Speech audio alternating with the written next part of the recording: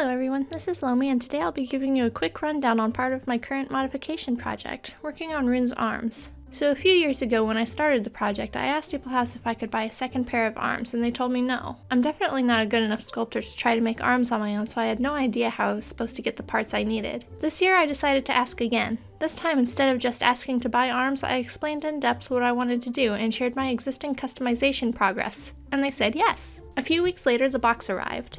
Just one problem. These are the new style of EID arms, not the same as Rune's, so the old elbow piece wasn't compatible and they didn't send the new ones with these arms. Since my project budget was already gone, I couldn't afford to ship new elbows, and I decided to dig into my supply boxes to see what I could do. I decided to use epoxy sculpt to make the pieces myself, starting by drawing a rough idea of what I wanted and then building on top of a straw a little at a time. Once the clay cured, I refined the fit by covering the pieces in green chalk and fitting them into the arms to see where the pieces were rubbing. I made a huge mess by using my Dremel and doors to get the fit right.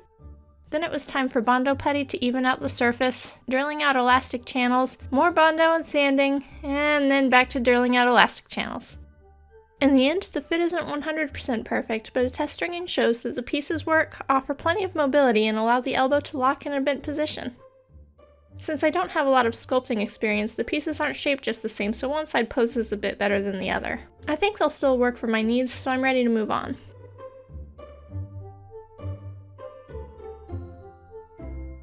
There's a pretty substantial color difference between his new parts and the parts that are 6 years old, but that shouldn't be noticeable after painting.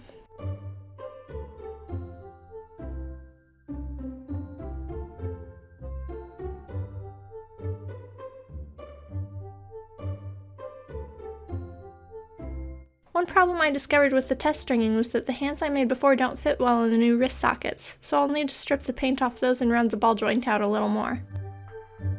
As far as the elbow joints though, we can mark those off the list. I'll tackle fixing the hands while I work on his knees. I already finished one wig for him in case you missed it, but I'll be back for a project update soon showing another wig I made that I ended up liking better. Hope to see you then, and thanks for watching!